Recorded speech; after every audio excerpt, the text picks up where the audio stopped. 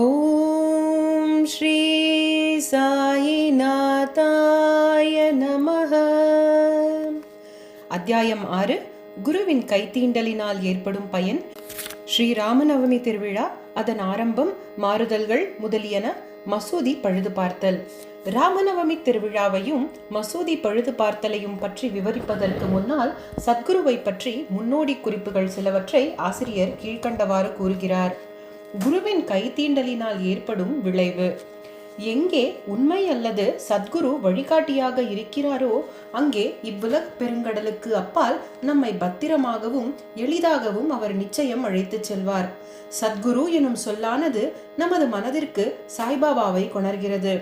எனக்கு முன்னால் அவர் நின்று கொண்டிருப்பது போன்றும், ஊதி எனும் திருநீற்றை எனது நெற்றியில் இடுவதை போன்றும், அவரது ஆசிகள் நல்கும் கரத்தை தலை மீது வைப்பதை போன்றும் தோன்றுகிறது.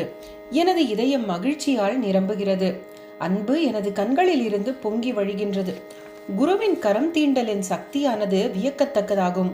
உலகை அழிக்கும் நெருப்பால் அழிக்கப்படாத இந்த நுட்பமான உடம்பு குரு சாதாரணமான கரம் தீண்டுவதாலேயே அழிக்கப்படுகிறது.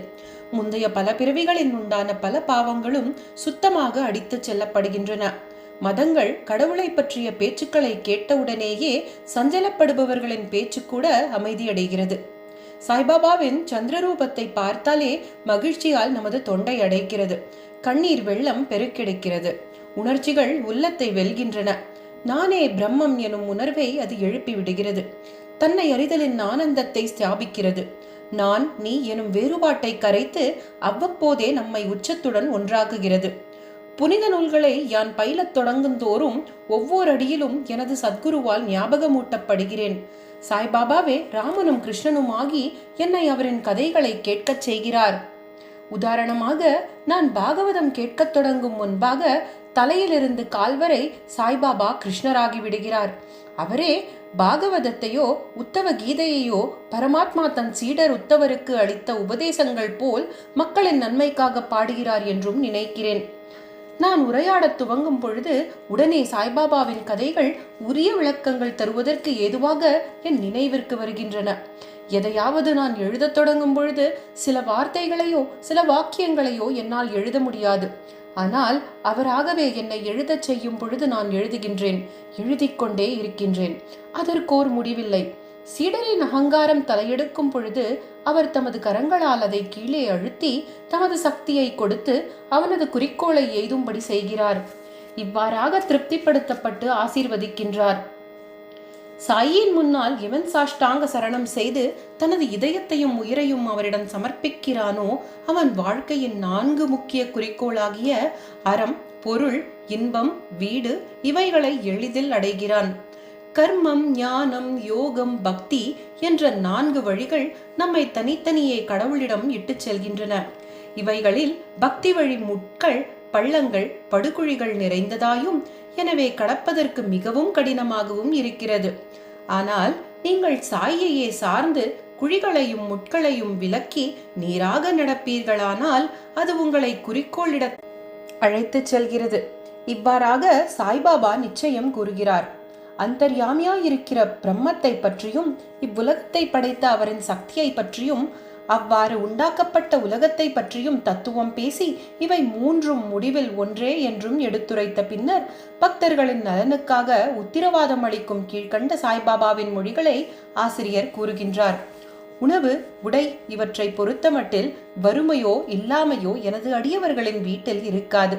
தங்கள் மனதை எப்பொழுதும் என் மீது ஸ்திரப்படுத்தியவர்களாய் என்னையே முழு இதயத்துடன் வழிபாடு செய்யும் அடியவர்களின் நலன்களை எப்பொழுதும் கவனிப்பதே எனது சிறப்பியல்பு. கீதையிலும் கிருஷ்ண பரமாத்மா இதையேதான் கூறியிருக்கிறார். எனவே உணவுக்காகவும் உடைக்காகவும் கடின முயற்சி எடுக்காதீர்கள். உங்களுக்கு ஏதாவது வேண்டுமானால் கடவுளிடம் இறந்து கேளுங்கள். இவ்வுலக கௌரவத்தை விட்டுவிடுங்கள். கடவுளின் அருளையும் ஆசையையும் பெற முயலுங்கள். அவரின் சன்னிதானத்தில் கௌரவம் அடையுங்கள். உலக கௌரவங்களால் வழி தவறி விடாதீர்கள். இறைவனின் ரூபம் மனதில் ஸ்திரமாக பதிக்கப்பட வேண்டும். புலன் அனைத்தும் மனமும் எப்பொழுதும் இறைவனது வழிபாட்டிற்கே உரித்தாக்கப்படட்டும். வேறு எவ்வித பொருட்களிலும் எவ்வித கவர்ச்சியும் வேண்டாம். உடல், செல்வம், வீடு முதலிய வேறு எதை பற்றியும் மனது அலைந்து திரியாமல் எப்பொழுதும் என்னை நினைத்து கொண்டிருப்பதிலேயே மனதை ஸ்திரப்படுத்துங்கள். அப்பொழுது அது அமைதியாகவும் அடக்கமாகவும் கவலையற்றதுமாய் இருக்கும். நல்ல பழக்கங்களில் மனம் ஈடுபடுவதற்கு இதுவே அடையாளம். மனம் அலையும் தன்மை உடையதாய் இருந்தால் அது நன்றாக ஒன்றிவிட்டது என்று கூற இயலாது. இம்மொழிகளை குறிப்பிட்ட பிறகு ஷிரடியில் நடக்கும் ராமநவமி திருவிழாவின் கதையை ஆசிரியர் குறிப்பிடுகிறார். ஷிரடியில் கொண்டாடப்பட்ட திருவிழாக்களில் ராமநவமியே மிகப்பெரிய தாகையால் சாய்லீலா சஞ்சிகையில் பதிப்பான மற்றும் ஒரு முழு விபரமும் இதில் குறிப்பிடப்பட்டு 2 நிகழ்ச்சிகளின் கூட்டு விபரமும் இங்கே கொடுக்கப்பட்டிருக்கிறது. தோற்றம். கூபர்காவனில் நில அளவுத்துறையில் சர்வேயராக இருந்தவர் கோபால் ராவ் குண்ட் ஆவார். அவர் பாபாவின் பெரும் அடியவர்.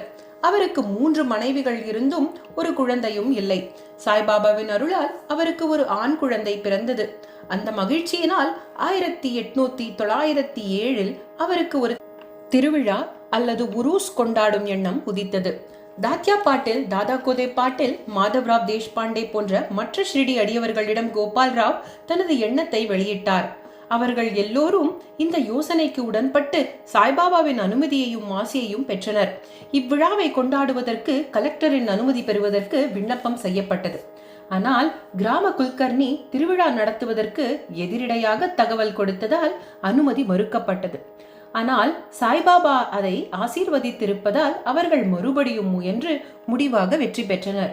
சாய்பாபாவிடம் கலந்தாலோசித்த பிறகு உருஸ் தினம் ராமநவமி அன்று இருக்கலாம் என்று தீர்மானிக்கப்பட்டது. பாபா தமது நோக்கத்தில் ஏதோ ஒரு முடிவு வைத்திருந்ததாக தோன்றுகிறது.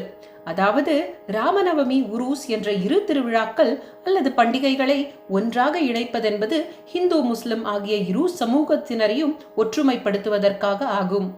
இக்குறிக்கோளை அடைந்ததை பிற்கால நிகழ்ச்சிகள் காட்டுகின்றன. திருவிழாவிற்கு அனுமதி கிடைத்தது. ஆனால் மற்ற கஷ்டங்கள் முளைத்தன.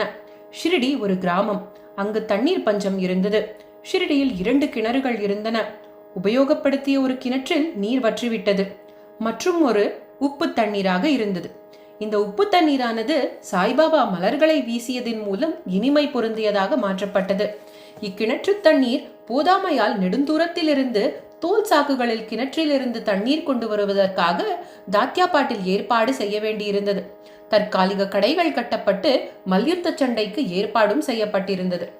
கோபால்ராவ் குண்டிற்கு அகமது நகரை சேர்ந்த தாமு அண்ணா காசர் என்ற ஒரு நண்பர் இருந்தார். அவர் 2 மனைவிகளை திருமணம் செய்தும் பிள்ளையில்லா குறையில் அம்மாதிரியே மகிழ்ச்சியற்றவராயிருந்தார். அவரும் சாய்பாபாவினால் ஆசீர்வதிக்கப்பட்டு புதல்வர்களை அடைந்தார். திருவிழாவின் ஊர்வலத்திற்காக ஒரு சாதாரண கொடி தயாரித்துக் கொடுக்கும்படி இவரை தூண்டினார். நானா சாஹேப் நிமோன்கரை மற்றும் ஒரு எம்ப்ராய்டரி வேலை செய்யப்பட்ட கொடி தயாரித்துக் கொடுக்கும்படி தூண்டி அதில் வெற்றியும் பெற்றார். கிராமத்தில் திருவிழாவில் 2 கொடிகளும் ஊர்வலமாக எடுத்துச் செல்லப்பட்டு துவாரகாமாயி என்று சாய்பாபாவினால் அழைக்கப்பட்ட மசூதியின் 2 மூலைகளிலும் ஊன்றப்பட்டன. இது இன்றளவும் நடைபெற்று வருகிறது. சந்தனக்கூடு ஊர்வலம். இத்திருவிழாவில் மற்றும் ஒரு ஊர்வலமும் துவக்கப்பட்டது. கொரலாவின் முகமதிய பக்தரான அமீர் ஷக்கர் தலால் அவர்களால் இச்சந்தன ஊர்வலத்தின் எண்ணம் உருவானது. பெரும் முகமதிய ஞானியராக கௌரவிக்கும் முகமாக இவ்வூர்வலம் நடைபெற்றது. இந்த ஊர்வலத்தில் சந்தன குழம்பும் சந்தன பொடியும் தாலி எனும் தட்டுக்களில் இட்டப்பட்டு பேண்ட் வாத்தியம் மற்றும் இசை முழங்கி வர நறுமண பொருட்கள் முன்னால் புகைந்து கொண்டு செல்ல கிராமத்தின் வழியாக எடுத்து செல்லப்பட்டது. மசூதிக்கு திரும்பிய பின்னர் தட்டுகளில் உள்ளவை நிம்பார் எனும் தொழுகை மாடத்தில் தெளிக்கப்பட்டு மசூதியின் சுவரில் கைகளால் பூசப்பட்டது. முதல் 3 ஆண்டுகளில் அமீர் ஷக்கர் அவர்களால் இவ்வேலை மேற்பார்வையிடப்பட்டது. பின்னர் அவரது மனைவியால் பார்க்கப்பட்டது. எனவே ஒரே நாளில் முகமதியரால் சந்தனக்கூடும் இந்துக்களால் கொடிகளும் அருகருகில் சென்றன. இப்பொழுதும் எவ்வித இடையூறுமின்றி அங்கனமே நடந்து கொண்டிருக்கிறது. ஏற்பாடு. சாய்பாபாவின் அடியவர்களுக்கு இந்த நாள் புனிதமானதும் மிகவும் பிரியமானதும் ஆகும். பெரும்பாலான அடியவர்கள் கூடி விழாவை நிர்வாகிப்பதில் பங்கு வகித்தனர். எல்லா வெளியேற்பாடுகளையும் தாத்தா கோத்தே பாட்டில் பார்த்து கொண்டார். உள் நிர்வாகம் முழுவதும் சாய்பாபாவின் பக்தையான ராதாகிருஷ்ணமாயிடமே ஒப்புவிக்கப்பட்டது. அவ்விழாவின் பொழுது அவளது இருப்பிடம் விருந்தாளிகளால் நிறைந்து இருந்தது. அவர்களது தேவைகளையும் விழாவிற்கு தேவையான பொருட்களின் ஏற்பாட்டையும் அவள் கவனித்தாக வேண்டும். மசூதி முழுவதும் அதன் சுவர், தரை முதலியவற்றை கழுவி சுத்தம் செய்து சாய்பாபாவின் அணையா விளக்கான துணியினால் கரிபிடித்து கருத்து போயிருக்கும் மசூதி சுவர்களை எல்லாம் வெள்ளையடிப்பதும் அவள் விருப்பமுடன் செய்த மற்றொரு வேலையாகும். இவ்வேலையை ஒரு நாள் விட்டு ஒரு நாள் சாய்பாபா சாவடிக்கு தூங்கப் போயிருக்கும் முந்தைய இரவில் செய்வாள். துணி உட்பட எல்லா பொருட்களையும் எடுத்து கசடர கழுவி மசூதி சுவரை வெள்ளையடித்த பின்னர் முன்போல் திருப்பி வைத்துவிட வேண்டும். இத்திருவிழாவில் சாய்பாபாவிற்கு மிகவும் பிடித்த அம்சமான ஏழைகளுக்கு அன்னதானம் வழங்குதலும் ஒரு பெரும் நிகழ்ச்சியாகும். ராதாகிருஷ்ணம்மாயின் இருப்பிடத்தில் பெருமளவில் சமையலும் பல்வேறு வகையான உணவுப் பொருட்களும் இனிப்பு பதார்த்தங்களும் தயாரிக்கப்பட்டன. பல்வேறு செல்வந்தர்களான பக்தர்கள் இந்நிகழ்ச்சிகளில் பெரும் பங்கு வகித்தனர். உருசை ராமநவமி திருவிழாவாக மாற்றுதல் இவ்வாறான விஷயங்களில் எல்லாம் நடந்து கொண்டு இருந்தன. 1912ஆம் ஆண்டு வரை இவ்விழா படிப்படியாக முக்கியத்துவம் அடைந்து வந்தது. பிறகு ஒரு மாறுதல் நிகழ்ந்தது.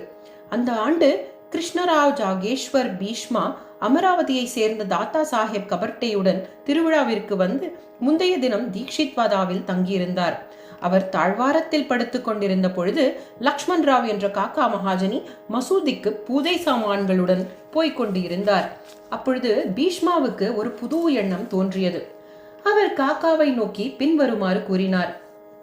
ஷிரடியில் உருஸ் அல்லது சந்தன திருவிழா ராமநவமி என்று கொண்டாடப்படும் உண்மைக்கு ஏதோ ஒரு தெய்வ ஏற்பாடு இருக்கிறது. இந்துக்களுக்கு ராமநவமி தினம் மிகவும் பிரியமானது. பின்னர் ஏன் இந்த நாளில் ராமநவமி கொண்டாட்டத்தை ஆரம்பிக்க கூடாது? காக்கா மகாஜனி இக்கருத்தை விரும்பினார். பாபாவின் அனுமதியை இந்த விஷயத்தில் பெறுவது என்று முடிவாகப்பட்டது. அத்திருவிழாவில் கீர்த்தனை செய்யும் ஹரிதாஸை எங்கனம் அடைவது என்பது முக்கியமான விஷயமாகும். ராமர் பிறந்ததை பற்றி தன்னுடைய பாடல்களான ராம அக்யான் தயாராயிருப்பதாகவும் தானே இக்கீர்த்தனைகளை பாடுவதாகவும் கூறி பீஷ்மா இப்பிரச்சனைக்கு தீர்வு கண்டார். காக்கா மகாஜனி அப்பொழுது ஹார்மோனியம் வாசிக்க வேண்டும். ராதாகிருஷ்ண மையால் தயாரிக்கப்பட்ட சுண்ட்படா பிரசாதமாய் பெறுவதற்கு ஏற்பாடு செய்யப்பட்டது. பின்பு அவர்கள் பாபாவின் அனுமதியை பெறுவதற்காக சென்றனர். அங்கு நடந்து கொண்டிருந்த எல்லாவற்றையும் அறிந்திருந்த பாபா வாதாவில் என்ன நடந்து கொண்டிருக்கிறது என்று மகாஜனியிடம் வினவினார். குழப்பமடைந்த மகாஜனி கேள்வியின் அர்த்தத்தை அறிய முடியாமல் அமைதியாக இருந்தார். பின்னர் பாபா பீஷ்மாமை அவர் என்ன சொல்கிறார் என்று கேட்டார். ராமநவமி திருவிழா கொண்டாடுவதன் கருத்தை அவர் தெரிவித்து பாபாவின் அனுமதியை கோரினார். பாபாவும் உடனே அனுமதி கொடுத்தார். எல்லோரும் மகிழ்ச்சியுற்று ஜெயந்தி விழாவிற்கு ஏற்பாடுகள் செய்ய தொடங்கினர். மறுநாள் மசூதி துணி ஜோடனையால் அலங்கரிக்கப்பட்டது. ராதாகிருஷ்ண மையால் ஒரு தொட்டில் கொடுக்கப்பட்டது. பாபாவின் ஆசனத்தில் முன்னர் அது வைக்கப்பட்டு நிகழ்ச்சிகள் ஆரம்பமாயின. பீஷ்மா கீர்த்தனைக்காக முன்னால் எழுந்து நின்றார். மகாஜனி ஹார்மோனியம் வாசித்தார். மகாஜனியை கூப்பிடும்படி சாய்பாபா ஒரு ஆளை அனுப்பினார். பாபா நிகழ்ச்சிகளை தொடர்ந்து நடத்துவதற்கு அனுமதிப்பாரா என்று ஐயம் கொண்ட அவர் போக தயங்கிக் கொண்டிருந்தார். ஆனால் அவர் போன பின்பு பாபா அவரை என்ன நடந்து கொண்டிருக்கிறது என்றும் தொட்டில் ஏன் அங்கு வைக்கப்பட்டிருக்கிறது என்றும் கேட்டார். அவர் ராமநவமி திருவிழா தொடங்க இருக்கின்றது என்றும் தொட்டில் அதற்காக வைக்கப்பட்டிருக்கிறது என்றும் கூறினார். அப்பொழுது பாபா நிம்பாரிலிருந்து ஒரு மாலையை எடுத்து அதை அவர் கழுத்திலிட்டு பீஷ்மாவுக்கு மற்றொரு மாலையை அனுப்பினார். கீர்த்தனை துவங்கியது. அது முடிவடைந்ததும் ஸ்ரீராமருக்கு ஜெயம் என்ற கோஷம் வானை பிளந்தது. குலால் என்ற சிகப்பு பொடி வாத்திய கோஷங்களிடத்தினே சுற்றி தூவப்பட்டது. எல்லோரும் பெருமகிழ்ச்சியுற்றிருக்கையில் ஒரு கர்ஜனை கேட்டது. கண்டபடி தூவப்பட்ட சிகப்பு பொடியானது பாபாவின் கண்களுக்குள் சென்று விட்டது. பாபா கோபாவேசம் அடைந்து பெருங்குரலில் திட்டவும் கடிந்து கொள்ளவும் ஆரம்பித்தார். இக்காட்சியால் மக்கள் பீதியடைந்து ஓட ஆரம்பித்தார்கள். பாபாவை நன்கு அறிந்த அவருடைய நெருங்கிய பக்தர்களான பாபாவின் கடுந்துரைகளும் திட்டல்களையும் வேஷமிட்டபடி ஆசீர்வாதங்கள் என்று எடுத்துக்கொண்டனர். ராமர் அவதரித்ததும் ராவணனையும் அகங்காரம் கெட்ட எண்ணங்கள் முதலிய அவனுடைய அரக்கர்களையும் கொல்வதற்காக. பாபா கடுமையான கோபாவேசம் அடைந்ததும் முறையே என அவர்கள் நினைத்தனர். மேலும் ஷிரடியில் ஏதாவது ஒரு புதிய வேலை ஆரம்பிக்கப்படுமானால் பாபா கடுமையாக கோபம் கொள்வது வழக்கம். எனவே அவர்கள் அமைதியாய் இருந்தார்கள். பாபா தமது தொட்டிலை உடைத்து விடுவார் என்று ராதாகிருஷ்ணமயி பயந்து போய் மகாஜனியிடம் தொட்டிலை எடுத்து விடும்படி கூறினாள். அவள் சென்று தொட்டிலை தளர்த்தி கழற்றி போன சமயம் பாபா அவரிடம் சென்று தொட்டிலை அகற்ற வேண்டாம் என்று கூறிவிட்டார். பின்னர் சற்று நேரத்தில் பாபா சாந்தமடைந்தார். பின்பு மகா பூஜை, ஆர்த்தி உள்ளிட்ட அந்நாளைய நிகழ்ச்சிகள் எல்லாம் நிறைவேறின. பிறகு மகாஜனி பாபாவிடம் தொட்டிலை அப்புறப்படுத்த அனுமதி கேட்டார். இன்னும் விழா முடியவில்லை என்று கூறி பாபா மறுத்துவிட்டார். அடுத்த நாள் கீர்த்தனையும் கோபால் காலா விழாவும் நடைபெற்றன. கீர்த்தனைக்கு பிறகு தயிரும் பொரியரிசியும் கலந்த ஒரு மண்பானை உடைப்பதற்காக தொங்கவிடப்பட்டிருக்கும். கிருஷ்ண பரமாத்மா தன் நண்பர்களான கோபாலர்களுக்கு செய்ததை ஒப்ப அதனுள் இருப்பவை எல்லோருக்கும் பகிர்ந்து அளிக்கப்படும். அதன் பின்னரே பாபா தொட்டிலை அப்புறப்படுத்த அனுமதித்தார். இவ்வாறாக ராமநவமி திருவிழா நடைபெற்றுக் கொண்டிருக்கையில் பகலில் 2 கொடி ஊர்வலமும் இரவில் சந்தனக்கூடு ஊர்வலமும் வழக்கமான கோலாகலத்துடனும் அனைவரின் ஆராவாரத்துடனும் நல்ல முறையில் நடைபெற்றன. இத்தருணத்திலிருந்து பாபாவின் உருஸ் விழாவானது ராமநவமி திருவிழாவாக மாற்றப்பட்டது. அடுத்த ஆண்டிலிருந்து ராமநவமி நிகழ்ச்சிகள் அதிகரிக்க ஆரம்பித்தன. ராதாகிருஷ்ணமாயி சித்திரை முதல் தேதியிலிருந்து நாம சப்தாகம் செய்ய ஆரம்பித்தாள். எல்லோரும் முறை வைத்து பங்கெடுத்துக் கொண்டனர். அவளும் சில நாட்கள் அதிகாலையில் கலந்து கொண்டாள். நாட்டின் எல்லா பகுதிகளிலும் ஸ்ரீ ராமநவமி கொண்டாடப்படுவதால் ஹரிதாஸை பெறும் கஷ்டமானது மீண்டும் உணரப்பட்டது. ஆனால் விழாவிற்கு 5 அல்லது 6 நாட்களுக்கு முன் நவீன துக்காராம் என்றறியப்பட்ட பாலாபுவா மாலியை தற்செயலாக மகாஜனி சந்தித்தார். அவரை அவ்வாண்டு கீர்த்தனைகள் புரியச் செய்தார். அடுத்த ஆண்டு சாத்தாரா ஜில்லா பிர்ஹாட் சித்த கவடே நகரை சேர்ந்த பாலாபுவா சாதகர் என்பவர் தமது நகரில் பிளேக் பரவி இருந்த காரணத்தால் அங்கு ஹரிதாஸாக இயங்க முடியவில்லை. எனவே ஷிரடிக்கு வந்து காக்கா சாஹேப் மூலம் பெற்ற அனுமதியுடன் கீர்த்தனை செய்தார். அவரது முயற்சிக்கு போதுமான அளவு சன்மானம் கொடுக்கப்பட்டது. முடிவாக ஒவ்வொரு ஆண்டும் புதிய ஹரிதாஸ் ஒருவர் கிடைக்கப் பெறும் சிரமத்தை 1914 தாஸ்கனு மகாராஜை இப்பணியில் சாய்பாபா நிரந்தரமாக நியமித்ததன் மூலம் தீர்த்தார். அந்நாளிலிருந்து தற்பொழுது வரைக்கும் அவ்வேலையை தாஸ்கனு வெற்றிகரமாகவும் சிறப்புற முறையிலும் நிறைவேற்றி வருகிறார். 1912ஆம் ஆண்டிலிருந்து ஒவ்வொரு ஆண்டும் திருவிழா படிப்படியாக வளரத் தொடங்கியது. சித்திரை 8ஆம் தேதியிலிருந்து 12ஆம் தேதி வரை ஷிரடி தேன் கூட்டை போல் மக்கள் திரளாக காட்சியளித்தது. கடைகள் அதிகரிக்க தொடங்கின. மல்யுத்த போட்டிகளில் புகழ்பெற்ற மல்யுத்த வீரர்கள் பங்கெடுத்துக் கொண்டனர்.